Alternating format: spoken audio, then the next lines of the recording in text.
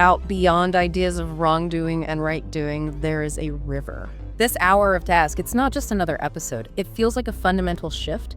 We've been tracking Tom and Robbie, this collision course, for weeks, and, well, this is it. The point of no return. Definitely. We're talking about a 57-minute chunk of television that basically reshapes the whole series because of who we lose and how we lose them. It's heavy stuff. And we've gone deep on this one. Absolutely. Okay, let's jump right in.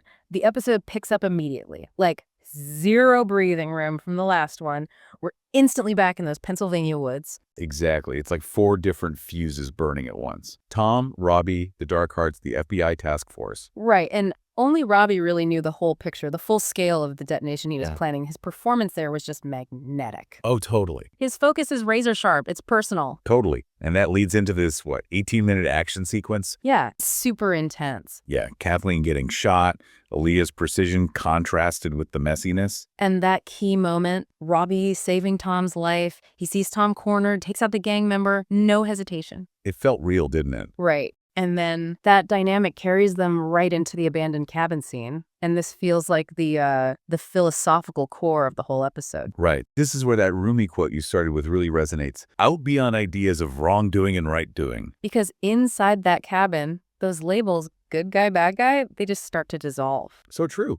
But even then, Robbie's still playing chess. He's setting up the end game. And then the moment that made everyone watching probably shout at their screen. Oh, yeah. He takes the duffel bag, the one supposedly full of fentanyl worth millions, and just chucks that duffel bag straight into the raging river. It looks like absolute, complete self-sabotage. Yeah. Why would you do that? What was the point of everything up till now? That was my first thought. But that's the genius of it. The toss wasn't about the drugs at all. It was a calculated move to lure Jason out, isolate him. And that leads right into that fight. Robbie versus Jason. And that fight is raw. It's not tactical. It's pure hatred over Billy's murder. Totally personal. And what I find interesting is how the show handles the climax of that fight. Robbie gets the upper hand. He has Jason in that chokehold. Yeah, you think, okay, he did it. He won. But nope.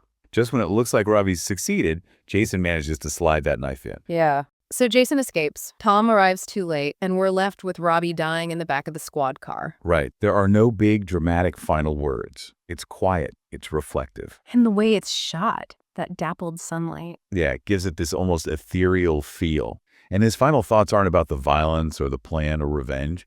He's seeing his kids, his niece, Maeve, swimming with Billy in the quarry. It's like a visual representation of him finding peace, right? His final act was about protecting them, and in that, he finds some kind of redemption. I think so, yeah. A kind of peace. But the episode isn't done with us yet. No kidding. Just as you're processing Robbie's death, bam, Lizzie Stover. Ugh, Lizzie.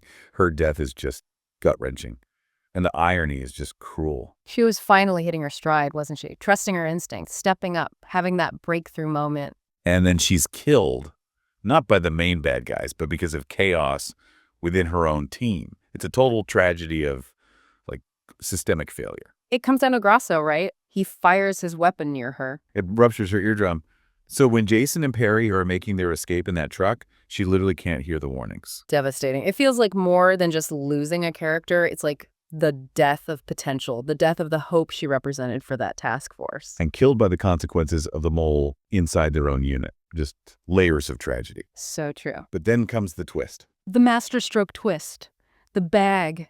It didn't have drugs or money. It was full of magazines. Worthless paper. It was pure theater. Pure theater. The real money. It was already gone, moved beforehand, split into 2 parts, some for Shelley. But the main part went to Maeve for the kids. Wow. Okay, so that changes everything. He wasn't dying trying to save the money. He died after he'd already secured his family's future. He'd won in his own way. Which makes that final memory, swimming in the quarry. It's a victory lap. It's peace. He did what he set out to do for his family, and then he went to settle the score for Billy. That's wow. Okay. But of course, that win ripples outwards with huge consequences. Right. Cut to the hospital aftermath. Chaos. Lizzie's dead. Kathleen's injured. And boom, internal investigation triggered. And almost instantly, the FBI task force is just disbanded. Immediately. So Tom's focus completely shifts. It's not about Robbie anymore. It's internal. It's Grasso. Exactly. The corruption, the cover-up. That becomes his new mission for the finale. So, okay. Final episode looming. Yep. The whole landscape has changed. Robbie's gone. The task force is gone. The central conflict isn't Tom versus Robbie anymore. No, now it feels like it's Tom, probably with Aaliyah working off book, needing to uncover the truth about Grasso, about the corruption, while also dealing with this complex grief over Robbie. And we've got these ticking time bombs left over from this episode, right? Definitely. First up, the money. Right. They'll realize they were played? Almost certainly. And when they do, Maeve Right. and the kids become targets. They'll want that money back. Right. And then Tom maybe using that situation as Right. bait to trap Grasso or whoever is left standing from the Dark Hearts. Okay, time bomb number 2. The Jason and Perry secret. Perry killed Jason's wife, Erin, back in episode 5. That's got to come out. Oh, it's guaranteed. And when it does, those two will absolutely Right. turn on each other, probably violently, which, again, might create the chaos Tom and Aaliyah need to make their move. So it's all heading towards this massive collision in the finale. Looks like a three-way showdown. You've got Tom and Aaliyah working outside the system. Then you've got the remnants of the Dark Hearts, probably Jason and Perry imploding. And then the corrupt system itself, Grasso trying to save his own skin, maybe Dorsey trying to clean house. And where do all these forces likely converge? Where the money is. Maeve. Exactly. It promises to be intense. A resolution not just to the plot, but to those big moral questions this episode threw up. Yeah. Okay, that's all the time we have for this deep dive. Thanks for tuning in to Off Script. Don't forget to like, subscribe, and hit that notification bell so you don't miss our next episode. See you next time.